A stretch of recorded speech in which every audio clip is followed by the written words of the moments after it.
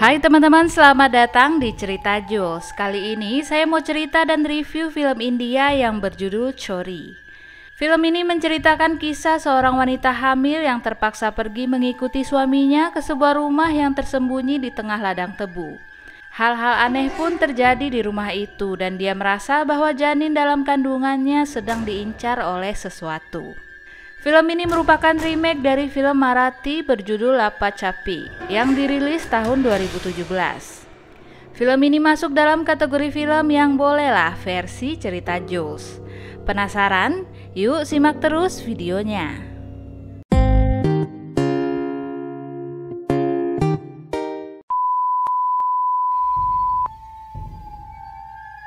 Sakshi adalah seorang wanita yang menyukai anak-anak.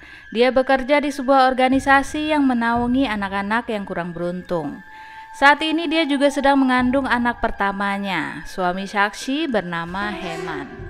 Suatu malam kediaman Sakshi didatangi segerombolan preman yang menagih hutang.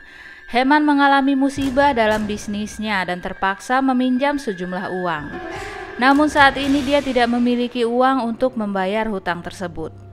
Para preman itu memukuli Heman dan berkata bahwa jika besok dia belum juga mengembalikan uangnya, maka dia dan keluarganya akan dihabisi. Kebingungan, Sakshi dan Heman kemudian memutuskan untuk pergi dan bersembunyi untuk sementara waktu sampai mereka menemukan cara untuk mendapatkan uang. Sopir mereka yang bernama Kajla kemudian merekomendasikan desanya. Di sana hanya ada ladang tebu yang luas dan rumah keluarganya. Tak pernah ada orang lain yang ke sana.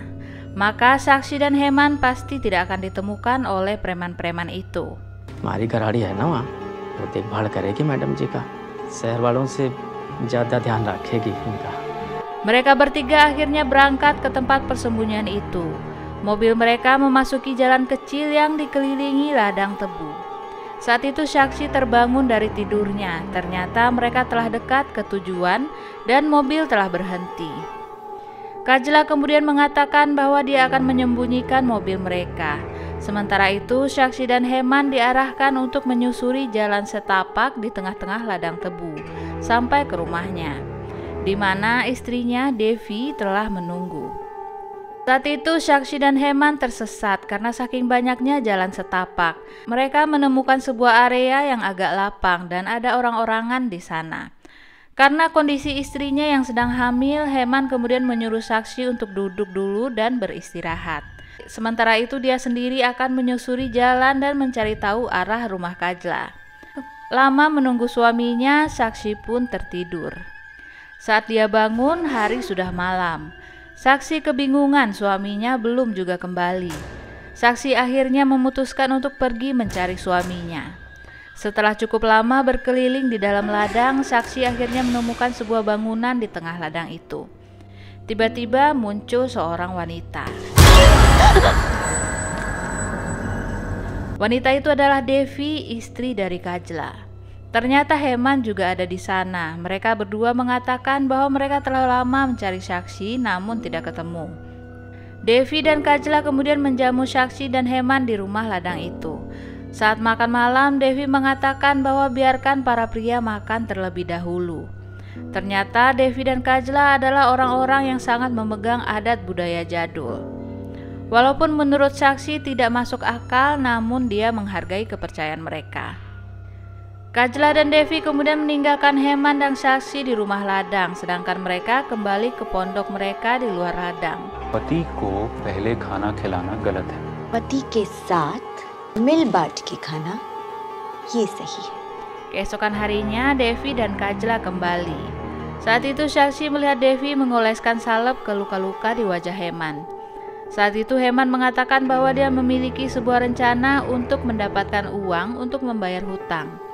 Untuk itu dia harus ke kota, sementara itu Sakshi tetap tinggal di rumah ini. Selama Heman pergi, Sakshi ditemani oleh Devi di rumah itu. Sakshi juga bertemu dengan Rani, seorang wanita bisu. Namun menurut cerita Devi, Rani adalah istri dari putra pertamanya, Rajbir. Dulu saat Rani hamil, dia mengalami kegilaan dan melukai kandungannya. Untuk menyelamatkan Rani, mereka terpaksa mengeluarkan bayi dari dalam perutnya. Sejak saat itu Rani tak bisa bicara. Devi menceritakan bahwa Rajmir menikah sebanyak 4 kali.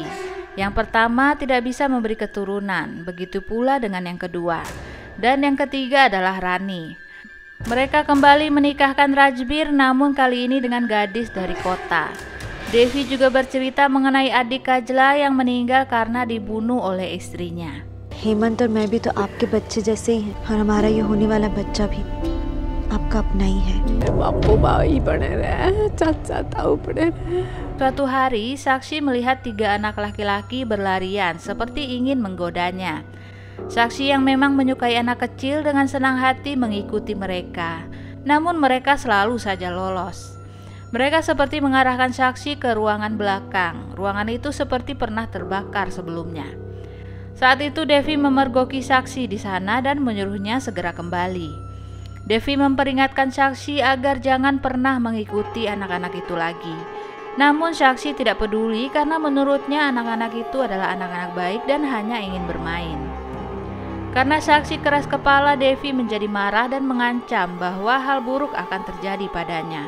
Sejak saat itu hubungan antara Sakshi dan Devi pun menjadi canggung. Beberapa hari kemudian Heman pun kembali. Urusannya di kota telah selesai. Saat itu pun Sakshi segera mengajak Heman untuk pergi dari sana. Namun tiba-tiba Kajla dan Devi menyerang mereka. Hemant, तुम इनकी बातों में मत आओ। मैं तुमसे कह रही हूँ, ये बहुत अजीब औरत है।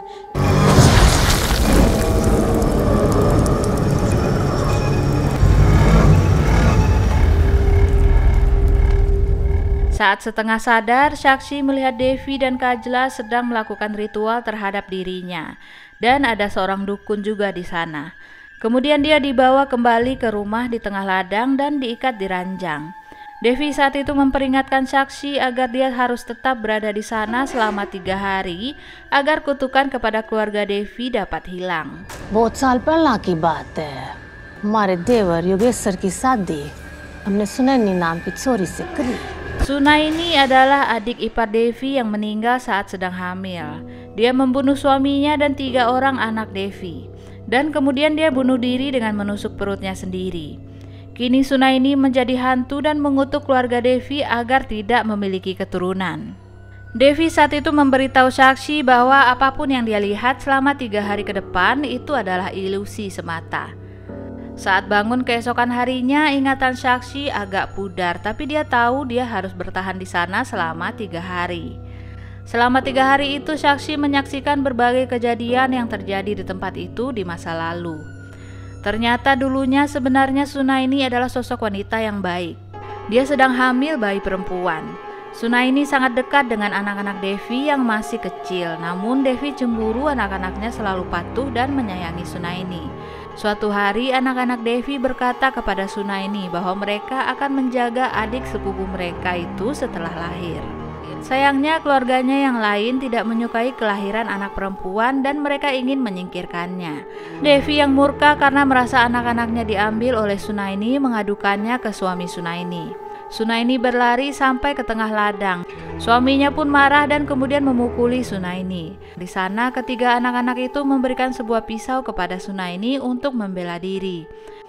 Namun sayangnya secara tidak sengaja suaminya tertusuk dan langsung meninggal. Devi kemudian sampai di sana dan melihat itu semua. Dia kemudian menuduh Sunaini telah membunuh suaminya sendiri. Meskipun saat itu Sunaini sudah berkata bahwa dia tidak membunuh suaminya. अपने देवता जी से पति को मार डाला और कभी कुछ न करे। मैंने नहीं मारे। Saat itu Devi dan Kajla pun membakar Sunaini hidup-hidup. Setelah itu ajaibnya Sunaini masih hidup dan dia pun melahirkan putrinya. Kemudian dia pingsan. Saat sadar bayinya telah dibawa oleh Devi dan Kajla ke sumur dan akan dijadikan persembahan ritual agar panen ladang mereka bagus. Dalam keadaan fisik yang sangat mengenaskan itu, Sunaini melompat ke dalam sumur untuk menyelamatkan putrinya. Ketiga putra Devi juga ikut melompat untuk menyelamatkan mereka. Akhirnya semuanya meninggal dunia di sana. Sejak itu hantu Sunaini telah meneror calon keturunan Devi dan Kajla sebagai balas dendam. Saat ini Sunaini seperti ingin memberitahu bahwa itulah yang telah dialaminya. Tapi Sunaini tidak berhenti meneror saksi. Di saat-saat terakhir Sunaini tetap ingin mencelakai bayi di kandungan saksi. Saat itu saksi pun bersumpah akan memberitahukan kisah Sunaini dan menghentikan Devi dan Kajla.